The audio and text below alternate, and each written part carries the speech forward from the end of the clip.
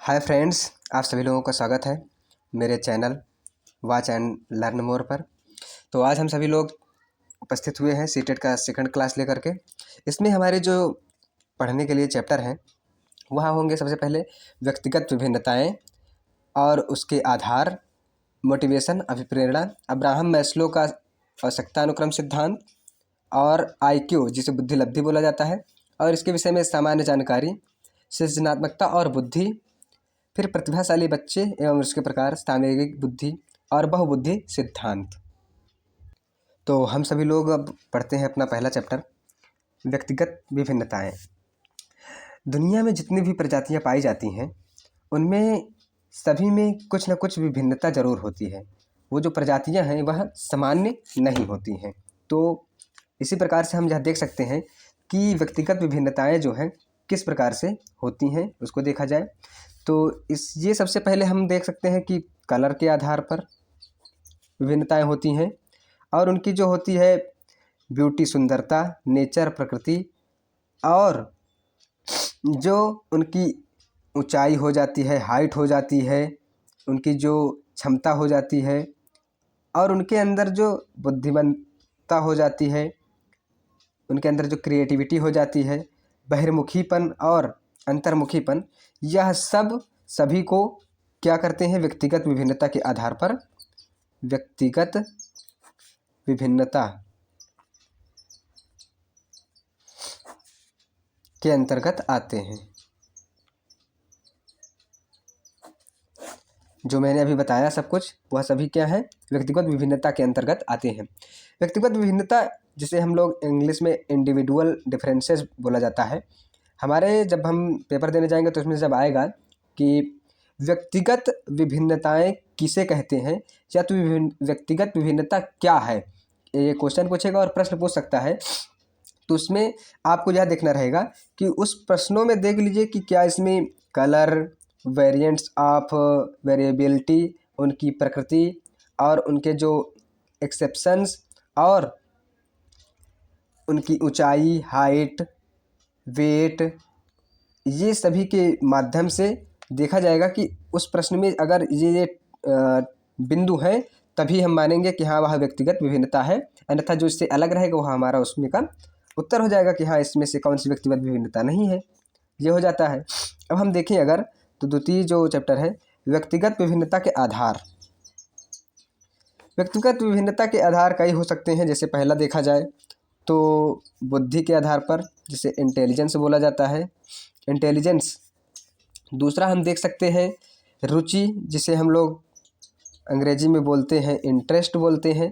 तीसरा हमारा अगर हम देखें तो मूल्य कह सकते हैं, मूल्य के आधार पर व्यक्तिगत विभिन्नता, इसको भी वैल्यू कहते हैं। और चौथा हम लोग देख सकते हैं एप्टीट्यूड, जिसे हम लोग अभिक्षमता कहते हैं, अभिक्षमता, एप्टीट्यूड। पांचवा देख सकते हैं व्यक्तिगत अर्थात पर्सनालिटी के आधार पर, व्यक्तित्व जो हमारा होता है, व्यक्तित्व। इन पांचों को हम कह सकते हैं कि इन्हीं के आधार पर व्यक्तिगत विभिन्नता जो होती है हम सभी लोगों को दिखाई देती है। जैसे सभी बच्चों की बुद्धि जो होती है अलग होती है, सभी की रुचि भी अलग होती है, सभी के मूल्य वैल्यू भी अलग होते हैं, सभी की अभिक्षमता जो होती है अलग होती है, और सभी का व्यक्तित्व भी अलग होता है। अभी एक प्रश्न जैसे पूछा था पहले इसके वर्ष कि व्यक्तिगत विभिन्नता का जो आधार है कौन सा नहीं है, तो इन पाँचों को यदि हम ध्यान दिए रहेंगे तो इससे जो इतर रहेगा वही हमारा उत्तर आ जाएगा। अब इसके बाद हम लोग देखें तो जैसे कि व्यक्तिगत विभिन्नता के विषय में एक बात बोली जाती है कि जैसे विद्यालय है, एक ये विद्यालय हो गया, इस विद्यालय के अंदर अध्यापक और अध्यापन से संबंधित जो वस्तुएं हैं और पढ़ने वाला छात्र है, इनसे रिलेटेड एक कार्य हो रहा है। तो उस पर देखा जाए तो विद्यालय में यूनिफॉर्म आवश्यक है, परंतु एक अध्यापक के लिए यूनिफॉर्म आवश्यक नहीं है। उसको उसकी टीचिंग टेक्निक जो होती है, उसके जो टीचिंग गुण होती हैं वह ज़रूरी होता है, और यूनिफॉर्म बच्चों के लिए ज़रूरी होता है, एक समान होना चाहिए। और यहाँ पास जो अध्यापक है वह अपने जो टीचिंग टेक्निक है उसमें हर एक बच्चे के तरीके से जा कर के समझाए, क्योंकि सभी बच्चों की जो विभिन्नता है उनकी सबकी व्यक्तिगत विभिन्नता वह सब अलग अलग है। तो उनके अंदर इतने अच्छे टेक्निक, इतने अच्छे गुण पढ़ाने के होने चाहिए कि हर एक बच्चे की अभिरुचि के आधार पर वह ज्ञान प्रदान कर सके या बच्चों को समझा सके। इस प्रकार से टीचर के पास टेक्निक होनी चाहिए। अब जैसे हम देख सकते हैं एक कि जैसे विद्यालय में शिक्षक के लिए यूनिफॉर्म आवश्यक है। क्वेश्चन अगर आ जाएगा कि क्या व्यक्तिगत विभिन्नता में विद्यालय के अंतर्गत अध्यापक के लिए यूनिफॉर्म आवश्यक है? नहीं, आवश्यक नहीं है। अब इसके बाद आ जाएगा कि व्यक्तिगत विभिन्नता के अंतर्गत क्या ड्रेस छात्रों के लिए आवश्यक है? यस, जरूरी है। ऐसे करके प्रश्न पूछे जाएंगे। इसके बाद भी देख सकते हैं क्या बच्चों को एक ही ग्रुप में एक ही प्रकार के, एक ही आधार के बच्चों को रखना चाहिए? नहीं रखना चाहिए। क्यों नहीं रखना चाहिए? क्योंकि अगर बुद्धि वाले ही रहेंगे तो उनके अंदर जो विकास है वह थोड़ा सा कम होगा। और यदि हम जो उनका ग्रुप बनाएंगे, समूह बनाएंगे, उसमें हम लोग विभेदीकरण करें, अर्थात बुद्धि वाले के का जो है ग्रुप रुचि के साथ बनाए, रुचि का मूल्य के साथ, मूल्य का बुद्धि के साथ, इनका सबका अलग अलग एक में कोऑर्डिनेशन करके, संबंध करके हम लोगों को ग्रुप बनाना चाहिए, ताकि सभी में एक दूसरे के प्रति जो सीखने का गुण है वह ज़्यादा विकसित हो सके। तो इस प्रकार के प्रश्न आएंगे कि क्या जो बुद्धि वाला छात्र है उसका जो ग्रुप होना चाहिए वह बुद्धि वाले के साथ में ही होना चाहिए या अन्य दूसरों के साथ में होना चाहिए? ऐसे भी प्रश्न बना सकता है सही गलत के लिए। तो हम लोग इसको भी देख लिए। और यह देख सकते हैं कि जो सेम एबिलिटी वाले, जो हमने अभी बता दिया कि एक ही गुण वाले जो छात्र होते हैं उनका ग्रुप एक साथ नहीं बनाना चाहिए। अब हम सब लोग देख सकते हैं कि जो व्यक्तिगत विभिन्नता है, व्यक्तिगत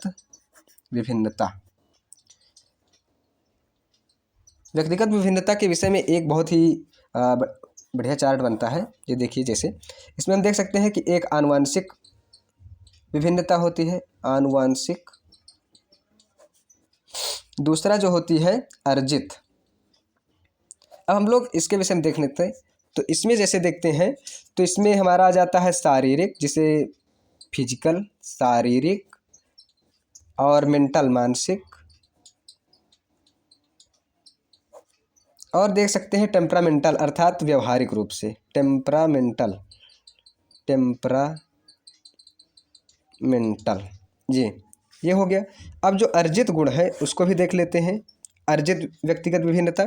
अब इसमें जैसे हम देखते हैं तो एक हो जाता है हमारा सोशल, जिसको हम सामाजिक कह सकते हैं।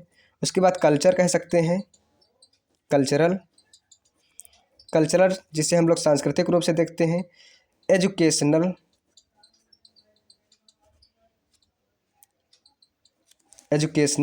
और लास्ट में देख सकते हैं इमोशनल, मानसिक, भावनात्मक रूप से, इमोशनल। ठीक है, ये हो गया। अब इस पर हम लोग ध्यान दें, क्यों ये हमारा मतलब कि अलग अलग होता है। सबसे पहले ये देखने का प्रयास करिए आप सभी लोग कि व्यक्तिगत विभिन्नता जो है, इसमें प्रश्न जब पूछेगा कि व्यक्तिगत विभिन्नता कितने प्रकार की होती है, तो 2 प्रकार की। सर्वप्रथम आनुवांशिक रूप से और अर्जित रूप से। कैसे? क्योंकि हमारे माता पिता के माध्यम से जो हमारे अंदर विभिन्नता आती है और जो हम अर्जित करते हैं। अब इसमें आ जाएगा कि आनुवांशिक के अंतर्गत कौन कौन से आ जाएंगे, तो शारीरिक, मानसिक और टेम्परामेंटल। जैसे जिस प्रकार के हमारे माता पिता का शरीर रहेगा वैसे ही हमारे शरीर का भी विकास होगा। मानसिक रूप से जिस प्रकार से हमारे माता पिता की मानसिक स्थिति रहती है लगभग वैसे ही हमारी भी होगी, और टेम्परामेंटल रूप में भी वैसे ही हमारे अंदर गुण विकसित होंगे, अर्थात व्यक्तिगत विभिन्नता आएगी। अब अर्जित रूप से किस प्रकार से हमारा जो सोशल है, हमारे आसपास का समाज है, उसी प्रकार से हम सीखेंगे, अपनी व्यक्तिगत विभिन्नता बनाएंगे। कल्चरल, हमारे आसपास पड़ोस में किस प्रकार के सांस्कृतिक कार्यक्रम हो रहे हैं, किस प्रकार के संस्कारों त्योहारों का समायोजन हो रहा है, उस प्रकार से। और देखा जाएगा कि एजुकेशन का जो सेक्टर है किस प्रकार से बटा हुआ है, कैसे हमारे क्षेत्र में जो शिक्षा संबंधित कार्य हो रहे हैं, जितने अच्छे तरीके से होंगे उसी प्रकार से उस बच्चे का जो व्यक्तिगत विभिन्नता है एजुकेशन के क्षेत्र में वो हो पाएगी। और इमोशनल, भावनात्मक रूप से उसके साथ किस प्रकार से उसके मित्र, दोस्त और परिवार के लोग जुड़े हुए हैं, उसके आधार पर ही उसके जो गुण अर्जित करेगा ये व्यक्तिगत विभिन्नता का, वह निर्धारित हो सकता है। इसके बाद अब हम देखें तो हमारा जो इसके बाद का चैप्टर आता है उस पर चलते हैं। तो इसके बाद का जो चैप्टर है हमारा वो है मोटिवेशन, जिसको हम लोग अभिप्रेरणा भी बोलते हैं। मोटिवेशन, अभिप्रेरणा या तो प्रेरणा। जो जैसे हम समझ सकें वैसे कर सकते हैं।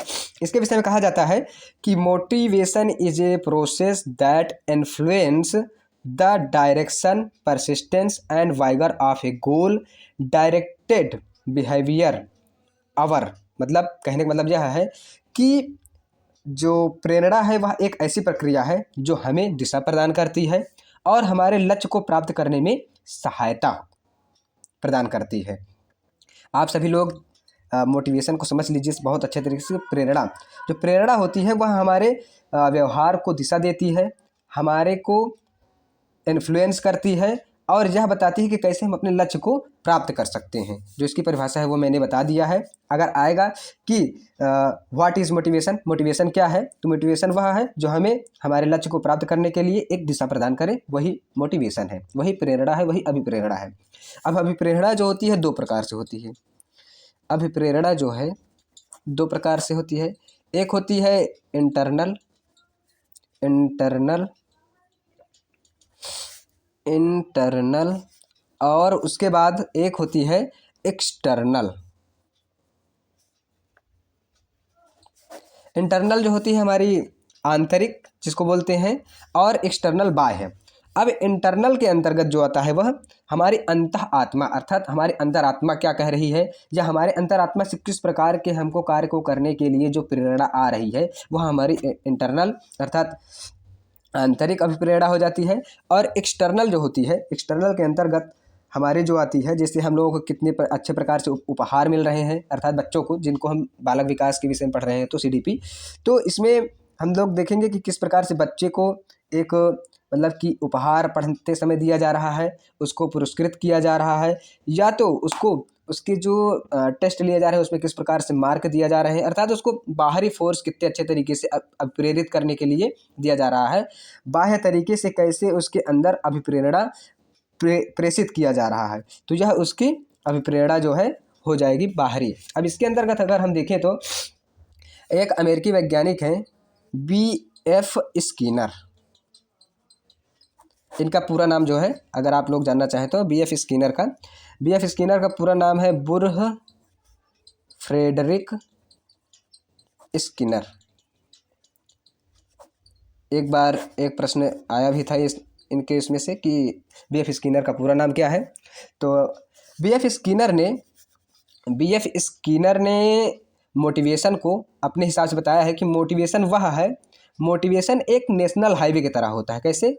नेशनल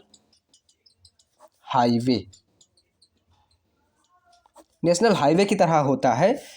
जितना हमारा नेशनल हाईवे अच्छा होगा, अर्थात नेशनल मोटिवेशन जितना अच्छा होगा उतनी ही अच्छे तरीके से हम जा पाएंगे, ये नेशनल हाईवे। उसी प्रकार जितना अच्छा हमारा मोटिवेशन होगा उतनी ही अच्छी हमको सक्सेस रेट मिलेगी। क्या मिलेगी? उतनी ही अच्छी हमारी सक्सेस रेट होगा। इसलिए उन्होंने क्या कहा है कि motivation is A national highway, और मोटिवेशन जितना अच्छा होगा उतना ही हमारी सक्सेस रेट बढ़ेगी। अब हम लोगों को एक चीज़ जहाँ भी अभी हमने पिछली वीडियो में बात किया था कि एक मनोवैज्ञानिक का कथन जरूर पूछता है, तो इस कथन को आप लोग याद रख कर लीजिएगा, ध्यान दे लीजिएगा कि BF स्किनर ने मोटिवेशन को बोला है नेशनल हाईवे। ठीक है। अब अगर हम बच्चों की बात करें तो बालकों के अंदर हम लोगों को इस इंटरनल और एक्सटर्नल में से किसको सबसे ज़्यादा प्रेरित करना चाहिए? तो सबसे ज़्यादा हमको अंतर रूप से, अर्थात जो उसकी आंतरिक अभिप्रेरणा होती है उसको ज़्यादा बढ़ाना चाहिए। उसके माध्यम से उसके अंदर जो विकास होता है वह बहुत ही ज़्यादा होता है। अब हम लोग देखते हैं इसके बाद अभिप्रेरणा चक्र।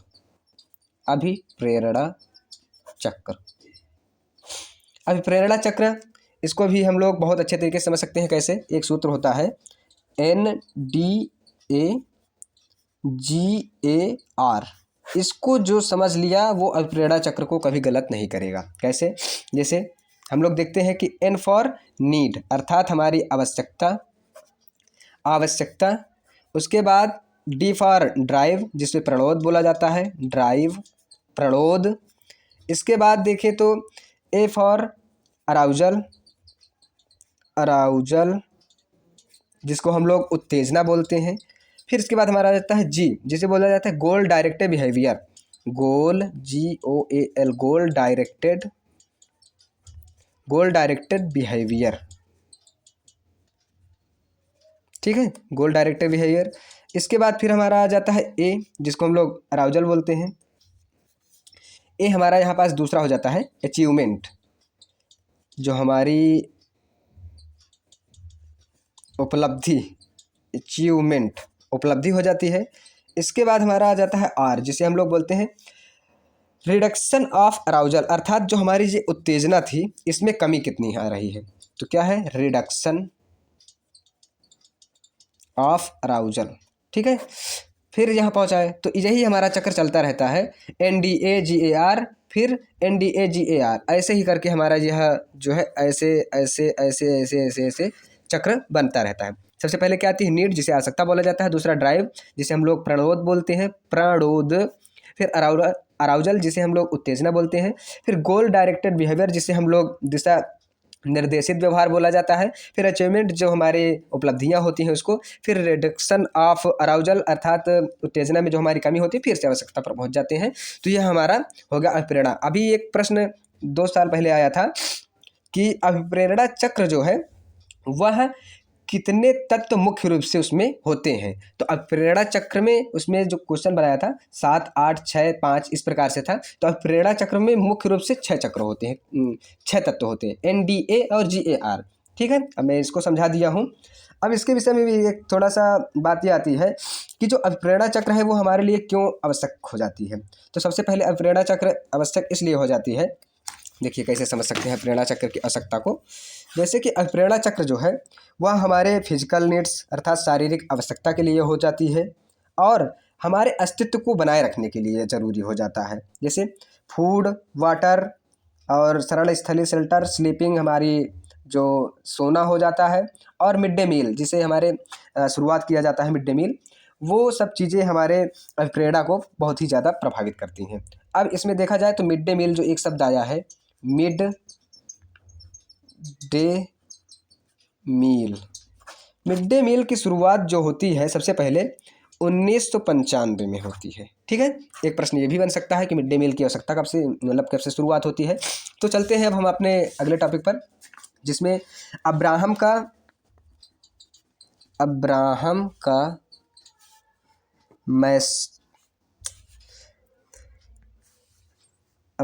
का आवश्यकता अनुक्रम सिद्धांत।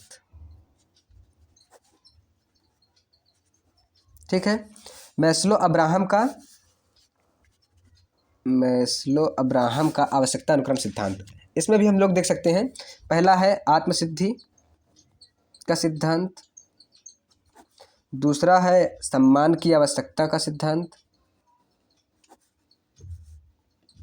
सम्मान की आवश्यकता का सिद्धांत, तीसरा देख सकते हैं प्रेम अपनत्व का सिद्धांत की आवश्यकता, चौथा देख सकते हैं सुरक्षात्मक आवश्यकता, और इसमें एक पांचवा देख सकते हैं शारीरिक आवश्यकता।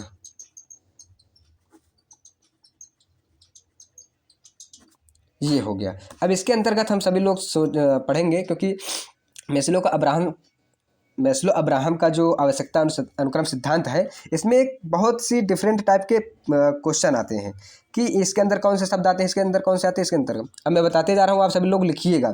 ठीक है, इसमें देखिए आत्मसिद्धि का जो सिद्धांत है, सेल्फ एक्चुअलाइजेशन, इसके अंतर्गत जो आता है लालसा आती है, डिजायर, और जो हमारे करने की इच्छा होती है, ये दोनों टॉपिक शब्द आते हैं। सम्मान की आवश्यकता के अंतर्गत जानते हो क्या क्या आते हैं, रेस्पेक्ट आता है, सेल्फ इस्टीम आती है, हमारा स्टेटस आता है, हमारा रिकॉग्नाइजेशन आता है, हमारी स्ट्रेंथ क्षमता आती है, हमारी फ्रीडम और स्वतंत्रता आती है सम्मान की आवश्यकता के अंतर्गत।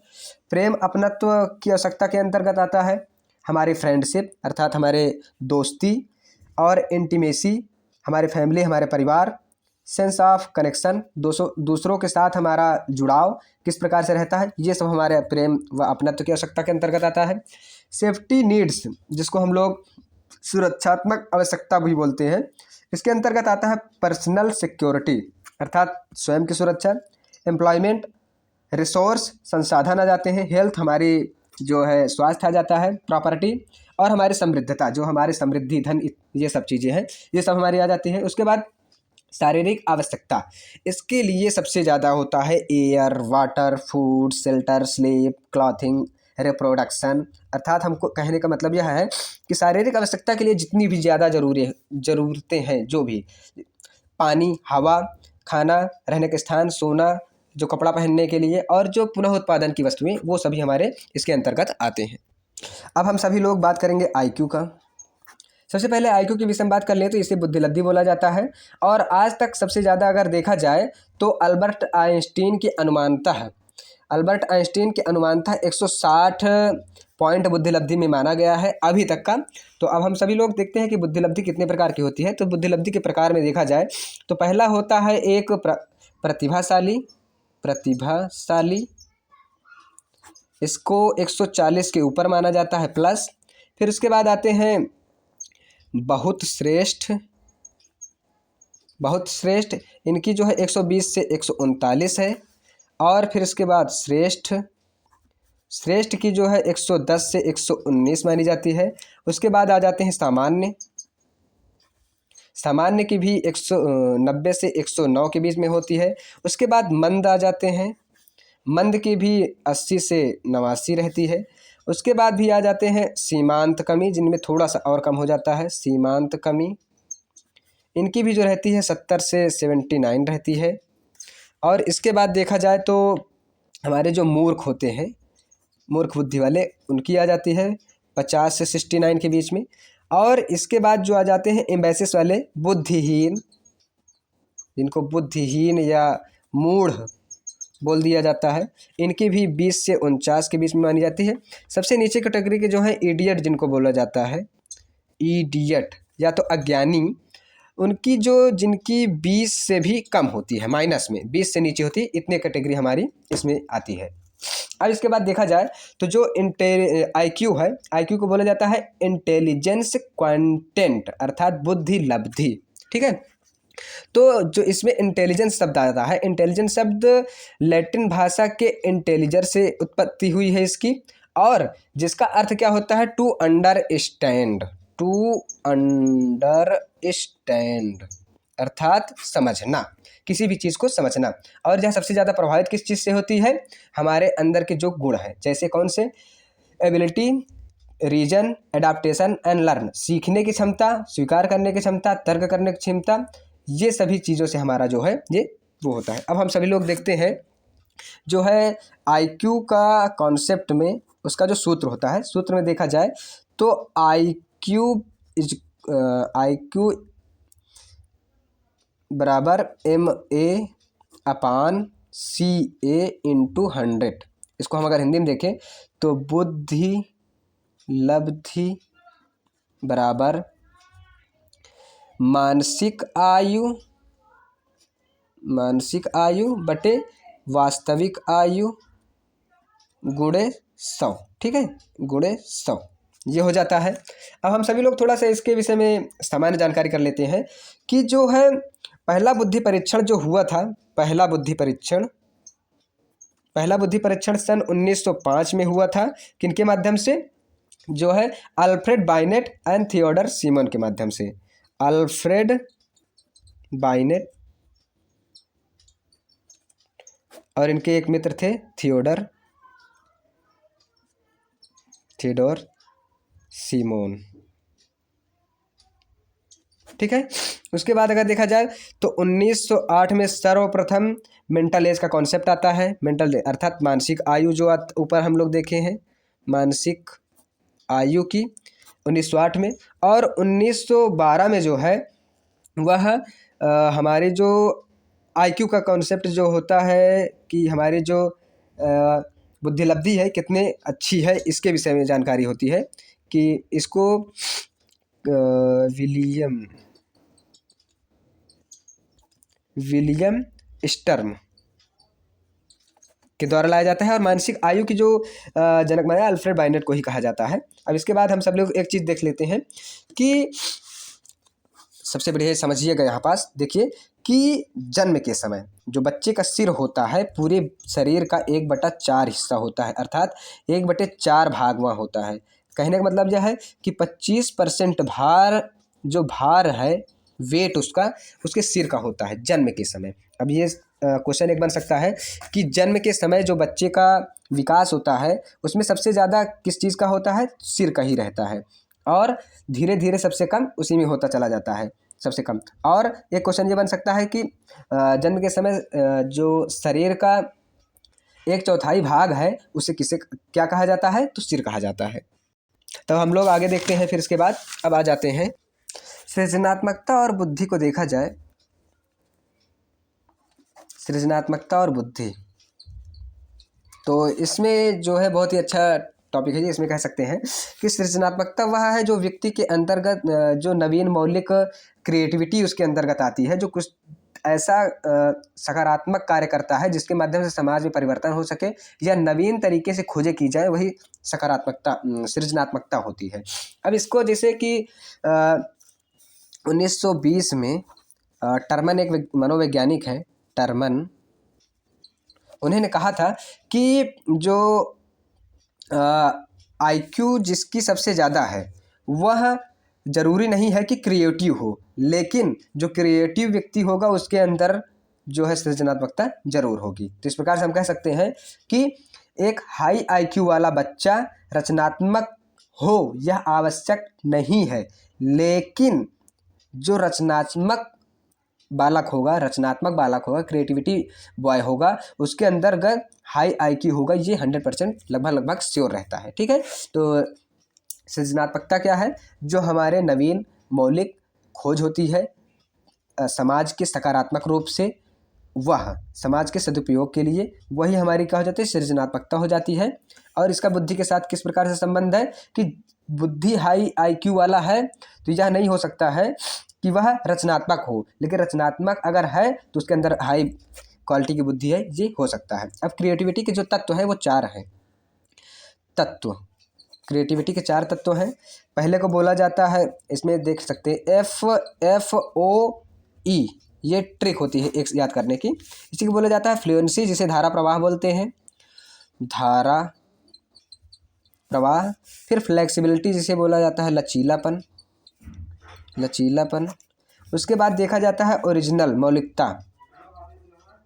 मौलिकता हो जाती है। उसके बाद देखा जाता है इलैबोरेशन, जिसे विस्तार बोला जाता है, विस्तार। यही हमारे चारों हो गए हैं। इसको क्या बोलते हैं?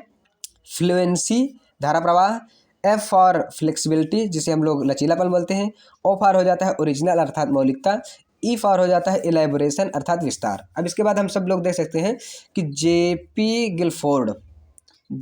गिलफोर्ड एक मनोवैज्ञानिक थे, उन्होंने जो है जो हमारे सोचने की क्षमता है, सोचने के जो प्रकार है, उसको 2 भागों में बांट दिया है। एक को बोला है अपसारी चिंतन या अपसारी सोच, और दूसरे को बोल दिया है अभिसारी सोच। ये 2 प्रकार से हो जाते हैं। अब इसमें हम सब लोग देखते हैं तो ये जो होता है अभिसारी सोच, इसमें जो है हमारे जो रिलेटिविटी टू करेक्टिविटी, अर्थात जो हम अपने आप को रिलेट कर पाते हैं क्रिएटिविटी से सबसे ज़्यादा, लेकिन इसमें हम लोग रिलेटेड जो इंटेलिजेंस है, हमारी बुद्धिमत्ता है, वो ज़्यादा होती है। और इस वाले क्षेत्र में हम देखते हैं तो आउट ऑफ द बॉक्स, अर्थात जो क्वेश्चन हमारे सॉल्व करने के तरीके होते हैं वो थोड़ा सा कम तरीके से कर पाते हैं, लेकिन इस वाले में हम लोग MCQ सॉल्व करने में बहुत ही ज़्यादा बुद्धिमान होते हैं। और जो हमारा अपसारी सोच है, इसमें हम मल्टीपल सॉल्यूशन को कर पाते हैं थोड़ा ज़्यादा, बहुत ही अच्छे तरीके से मल्टीपल सॉल्यूशन कर पाते हैं। लेकिन अभिसारी सोच जो होता है, इसमें हम लोग लिमिटेड सॉल्यूशन ही कर पाते हैं। अर्थात कहने का मतलब यह था कि दोनों जो तरीके हैं, यह जेपी गिलफोर्ड के द्वारा जो दिया गया है, बहुत ही सोचने के तरीके में बहुत ही बदलाव लाता है। अब इसमें देखा जाए तो प्रश्न ये बन सकता है, जेपी गिलफोर्ड ने जो थिंकिंग है उसको कितने भागों में बांटा है? 2 भागों में। ठीक है, प्रश्न अगर आएगा तो आप कर लीजिएगा। इसके विषय में एक और बात आती है कि अपसारी सोच वाला प्रत्येक व्यक्ति क्रिएटिव नहीं होगा, अर्थात जो ये व्यक्ति है ये हमेशा क्या होगा? क्रिएटिव नहीं होगा। लेकिन जो क्रिएटिव व्यक्ति होगा अर्थात रचनात्मक व्यक्ति होगा, वह हमेशा इस अपसारी चिंतन वाला जरूर होगा। ठीक है, ये चिंतन जरूर होगा, उल्टा है पूरा। अब इसके बाद हम लोग देख सकते हैं कि जो प्रतिभाशाली बच्चे, ठीक है, उनके 3 प्रकार होते हैं। प्रतिभाशाली बच्चों के 3 प्रकार होते हैं, ये चीज़ समझ लीजिए, ठीक है। इसमें हम लोग देख सकते हैं एक 140 प्लस IQ वाले, ठीक, इनके अंदर क्या होती है, बौद्धिक रूप से जो है वो बहुत ही उज्जवल होते हैं, जिस प्रकार से आइंस्टीन हुए हैं। दूसरे, और हम लोग देख सकते हैं कि टैलेंटेड बच्चे होते हैं। एक तो हो गए प्रतिभाशाली बच्चे हमारे जो आ रहे हैं 140 प्लस वाले, और टैलेंटेड आ जाते हैं जैसे सचिन तेंदुलकर टैलेंट थे वैसे, और क्रिएटिव जैसे MF हुसैन या जो भी नए नए प्रकार से आकर के हमारे आज इस प्रकार के बच्चे क्रिएटिविटी अपने अंदर दिखा रहे हैं, वो सभी लोग जाते हैं। और जैसे गिफ्टेड चिल्ड्रन जो होते हैं उनको समृद्ध करने के लिए उनके जो पाठचर्या होती है उसमें कुछ न कुछ ऐड करने की ज़रूरत होती है इंटरेस्टिंग तरीके से, क्योंकि जो उनका टास्क होगा, वो कंटेंट, जो कार्य पढ़ाने के लिए जो पाठ्यक्रम होगा, वो इनके लिए बहुत ही अलग तरीके से बनाया जाना चाहिए, इनके हिसाब से होना चाहिए। क्योंकि ये जो बच्चे होते हैं बहुत ही बुद्धिमान होते हैं, तो इनके लिए जो टीचर की आवश्यकता होती है हायर ऑर्डर थिंकिंग स्किल अर्थात HOTS थिंकिंग के टीचर की ज़रूरत होनी चाहिए, और इसी प्रकार के कंटेंट का भी विकास होना चाहिए। अब इसमें हम सब लोग जैसे देखते हैं कि सामवेगिक विकास देख सकते हैं, सामवेगिक विकास, सामवेगिक बुद्धि, बुद्धि की बात चल रही है, विकास नहीं। तो सामवेगिक बुद्धि, सामवेगिक बुद्धि जो है वो उसको सर्वप्रथम सेल्वोनी, सेल्वो कौन थे, सेलोवी, सेलोवे, सेलोवे ने और उनके जो साथी थे मेयर, उनके माध्यम से इनको इंट्रोड्यूस करवाया गया था सामवेगिक बुद्धि को। और उन्होंने सामवेगिक बुद्धि पर एक किताब भी लिखा था, नहीं इन्होंने नहीं लिखा है, लिखा है डेनियल गोलमैन ने। किताब का नाम है इमोशनल इंटेलिजेंस। क्या नाम है? इमोशनल इंटेलिजेंस, ठीक है। ये पुस्तक इन्होंने लिखा है, आ सकता है, पूछा जा सकता है। अब हम सभी लोग इसके बाद बात करते हैं आगे कि किस प्रकार से हम इसमें बात कर सकते हैं कि जैसे कि अरस्तु ने कहा था कि कोई भी व्यक्ति नाराज़ हो सकता है किसी भी समय, तो इससे हमको कोई दिक्कत नहीं होनी चाहिए। कहना यह है कि जो हमारे इमोशन हैं उस पर हम किस प्रकार से कंट्रोल कर पा रहे हैं, सही जगह पर कर पा रहे हैं, सही समय पर कर पा रहे हैं, सही तरीके से कर पा रहे हैं, और किस मात्रा में उसका यूज कर पा रहे हैं, इसी को हम लोग इमोशनल इंटेलिजेंस कहते हैं। किसके माध्यम से बोला गया है? अरस्तु का कथन था, ठीक है। आप सभी लोग ध्यान दे लीजिएगा। अब हम लोग देख सकते हैं इमोशनल इंटेलिजेंस की विशेषता, ठीक है। इमोशनल इसकी जो विशेषता है, हमें एक सामाजिक कौशल के रूप में, ठीक बा, सामाजिक कौशल के विषय में देख सकते हैं। आत्म जागरूकता के लिए जैसे हम लोग देख सकते हैं, और इसमें आत्म जागरूकता पहला, दूसरा आत्म जागरूकता हो जाती है, तीसरा हमारे मोटिवेशन अर्थात अभिप्रेरणा हो जाती है, अभिप्रेरणा ये हो जाता है। उसके बाद हम लोग एम्पैथी देख लेते हैं, जैसे सहानुभूति या समानुभूति कर लेते हैं, और अपने ऊपर स्वनियंत्रण भी कर लेते हैं। ये चीज़ें हमारे सब क्या हैं, जो इमोशनल इंटेलिजेंस की विशेषता हो जाती है। प्रश्न आ सकता है कि इमोशनल इंटेलिजेंस की कौन सी विशेषता नहीं है, तो आप सभी लोग जानते रहिए सामाजिक कौशल, आत्म जागरूकता, अभिप्रेरणा, समानुभूति या सहानुभूति, स्वनियंत्रण, ये सभी हमारी क्या है, इमोशनल इंटेलिजेंस के अंतर्गत आती हैं। संज्ञान और संवेग के विषय में अगर बात करें हम, तो संज्ञान जो है वह द्विदिशात्मक होता है और यह अंतः संबंधित होता है, ठीक है।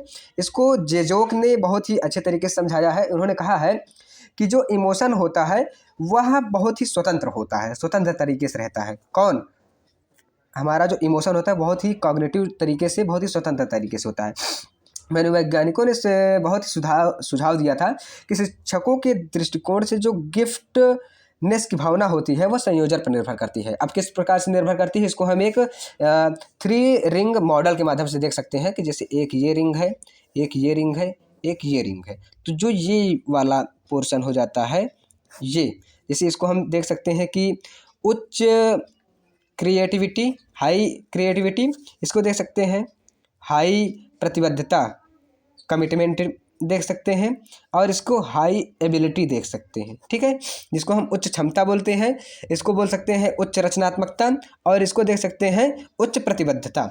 इसी को हम लोग क्या बोल सकते हैं, थ्री डायमेंशनल अर्थात three ring model. Three ring model, अब जो ये वाला पोर्शन हमारा बनता है इसी को हम सब लोग क्या बोल देते हैं कि गॉड गिफ्टेड या गिफ्टनेस की जो भावना होती है वो थ्री रिंग मॉडल का। अभी आ जाएगा थ्री रिंग मॉडल में किस प्रकार के बच्चे होते हैं, तो ACC, देखो हम लोग किस प्रकार से अभी बात किए हैं, ACC कैसे, high quality, sorry high creativity, ये हो गया C, और इसके बाद हाई कमिटमेंट प्रतिबद्धता C, और ये हाई एबिलिटी, ये क्या एबिलिटी, तो ACC, सभी में H है कॉमन, ACC इसको ले लिया जाता है, यही हमारा ACC का थ्री रिंग मॉडल हो जाता है।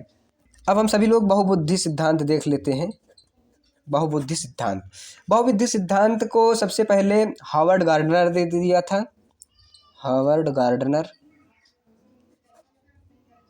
ठीक है, हार्वर्ड गार्डनर। एनसीईआरटी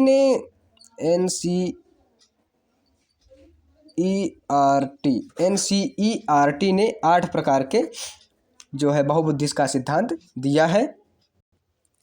अब हम सभी लोग अपने लास्ट टॉपिक पर आ चुके हैं कि बहुबुद्धि सिद्धांत जो था, तो इस पर हम लोग देखते हैं कि बहुबुद्धि का सिद्धांत किसने दिया था, हार्वर्ड गार्डनर दे दिया था। 8 प्रकार से एनसीईआरटी ने इसको बताया है। पहला भाषाई बुद्धि, इसके विषय में अगर हम जाने तो भाषाई बुद्धि वह होती है जिसमें हमारे जो है भाषा पर सबसे ज़्यादा पकड़ होती है, इस पर हमारी स्किल होती है।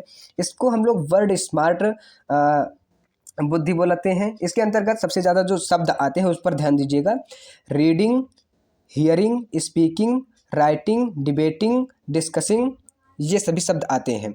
और इसके अंतर्गत इन शब्दों को जरूर याद रखिएगा, आप लोग लिख लीजिएगा। और इसके जो उदाहरण देख लें अगर हम प्राचीन रूप से देखें तो रविंद्रनाथ टैगोर और स्वामी विवेकानंद भी इसके अंतर्गत आते हैं। एग्जाम्पल रूप में अगर देखें तो पोएट लोग और राइटर्स जो आते हैं इसी के अंतर्गत आते हैं। अब जैसे तर्कपूर्ण बुद्धि जो है हमारा सेकंड वाला, उसके अंतर्गत देखें तो यह जो है हमारे प्रॉब्लम सॉल्विंग के लिए और जो साइंटिफिक थिंकिंग होती है, सोच होती है, वैज्ञानिक सोच होती है, उसके लिए आता है। इसमें हम सभी लोग बहुत ही क्रिटिकल थिंकिंग करते हैं, और इसमें यह देख सकते हैं कि किस प्रकार से हमारे अंदर जो हमारा मानसिक रूप से जो विकास है बहुत ही ज़्यादा होता है। इसमें जैसे देखा जाए तो अल्बर्ट आइंस्टीन और APJ अब्दुल कलाम को रख सकते हैं। स्थानिक बुद्धि, स्थानिक बुद्धि को बोला जाता है कि इसमें हम लोग किस प्रकार से किसी भी स्थान का जो इमेज है उसको पहचान लेते हैं, या उसके जो तरीके हैं, पैटर्न है, उसको कैसे समझा लेते हैं, उसके अंतर्गत ये बुद्धि आती है। इसमें हम लोग देखें तो नाविक की बुद्धि, स्कल्पचर मूर्तिकार की बुद्धि, वास्तुकार की बुद्धि, और आंतरिक सज्जाकार जो सज्जाकार होते हैं उनकी, और मानचित्रकार जो मानचित्र बनाते हैं वो स्थानिक बुद्धि के अंतर्गत आते हैं। इसके बाद देखा जाए तो संगीत बुद्धि के अंतर्गत जो होते हैं, इसमें सबसे बड़ा पहले हम लोग शब्द को देख लेते हैं कि बहुत ही सेंसिटिविटी तरीके से जो म्यूजिकल के राइमिंग्स अर्थात उसके जो पैटर्न है उनको समझ पाते हैं, उनके जो लय ताल है उनको जो समझते हैं उनको संगीत बुद्धि वाले माना जाता है। इसके अंतर्गत देखा जाता है तो कैपेसिटी टू प्रोडक्ट, इसमें उत्पाद को समझते हैं, क्रिएशन को समझते हैं, सृजन करते हैं, और इसमें हम मैनिपुलेट अर्थात परिवर्तन करना जान जाते हैं। इसी को हम म्यूजिकल पैटर्न्स के अंतर्गत रखते हैं। जिस प्रकार से अभी तक देखा जाए तो AR रहमान, सोनू निगम या लता मंगेशकर, ये सभी इसके उदाहरण हो जाते हैं। शारीरिक गतिक बुद्धि के अंतर्गत अगर देखा जाए तो इसमें हम लोग देखते हैं कि किस प्रकार से हमारे शरीर में जो फ्लेक्सिबिलिटी है या हमारी जो क्रिएटिविटी हमारे अंदर आती है वो हो जाती है। इसके अंतर्गत देखा जाए तो athletics, dancer, actor, sportsman, gymnast और सर्जन्स लाइकली टू हैव, जैसे कि इंटेलिजेंस पायलट्स जो हमारे जहाज़ को उड़ाने वाले होते हैं, ये सभी हमारे किसके अंतर्गत आ जाते हैं, ये शारीरिक गतिक बुद्धि अर्थात बॉडीली काइनेस्थेटिक इसके अंतर्गत। इसमें जैसे देखा जाए तो उदाहरण स्वरूप देख लें, जैसे विराट कोहली हो गए हैं, रोनाल्डो हो गए हैं, या तो जिम्नास्ट से संबंधित जो भी हमारे स्पोर्ट्समैन हैं वो सभी आ जाते हैं इसके अंतर्गत। अब आगे देखा जाए तो अंतर्वैयक्तिक बुद्धि, अंतर्वैयक्तिक बुद्धि वह होती है जिसमें दूसरों के व्यवहार व भावनाओं को समझा जाता है, अंतर्वैयक्तिक बुद्धि के अंतर्गत यही आ जाती है। और इसमें अगर हम देखें तो पहले सबसे ज़्यादा फिजियोलॉजिस्ट आ जाते हैं, काउंसलर आ जाते हैं, पॉलिटिशियंस आ जाते हैं, सोशल वर्कर आ जाते हैं, रिलीजन लीडर जो होते हैं अर्थात धर्म के जो होते हैं बड़े, और उनके जो इंटरपर्सनल इंटेलिजेंस हो जाते हैं, जैसे स्वयं के अंतर्गत जो आती है अंतर्वैयक्तिक वो हो जाते हैं। इसमें जैसे देखा जाए तो महात्मा गांधी, मदर टेरेसा, इसी प्रकार से सभी जो हमारे सामाजिक कार्य जो सोशल वर्कर हैं उनके जो बुद्धि होती है उसे अंतर्वैयक्तिक बुद्धि के अंतर्गत उनको रखा जाता है। अब एक आता है अंतःवैयक्तिक, ये था इंटरपर्सनल और ये है इंट्रापर्सनल। देखिए कितना डिफरेंस है, इंटर एंड इंट्रा, ठीक है, इंट्रा पर्सनल, ठीक है, इंट्रापर्सनल अंतःवैयक्तिक बुद्धि। इसके अंतर्गत देखा जाता है तो किस प्रकार का हमारा मोटिव है, किस प्रकार के हम ह्यूमन है, किस प्रकार से हमारी जो लोगों को समझने की अर्थात जीवन को समझने का जो तर्क है, हमारी जो लालसा है वह किस प्रकार से, वह अंतःवैयक्तिक के अंतर्गत आती है। इसमें हम जो व्यक्ति के अंदर एबिलिटी देखते हैं, गुण देखते हैं, बहुत ही आगे तक होती है, सेंसिबिलिटी बहुत ही ज़्यादा होती है उनके अंतर्गत, याद करने की क्षमता बहुत ज़्यादा होती है, उनकी आइडेंटिटी जो होती है बहुत ही ज़्यादा होती है, पहचान और ह्यूमन एग्जिस्टेंस उनका जो होता है बहुत ही ज़्यादा होता है, और लाइफ के विषय में, जीवन के विषय में बहुत ही ज़्यादा उनकी गहरी सोच होती है अंतःवैयक्तिक बुद्धि वालों के लिए। इसमें भी जैसे देखा जाए तो हम जैसे देख सकते हैं अरस्तु को देख सकते हैं, और देख सकते हैं सदगुरु महाराज को देख सकते हैं, या फिलोसोफर जो भी होते हैं जैसे बुद्ध को देख लिया जाए, गौतम बुद्ध, महावीर स्वामी, इन सभी को इनके अंतर्गत रखा जाता है। अब प्राकृतिक बुद्धि, हमारी जो प्राकृतिक बुद्धि के अंतर्गत आते हैं वो सेंसिटिविटी ऑफ द फ्यूचर, मतलब जो हमारे भविष्य के लिए, हमारे नेचर के लिए, हमारे इस संसार विश्व के लिए, नेचुरल जो प्रकृति है हमारी उसके विषय में बहुत ही ज़्यादा ये लोग सोचते हैं।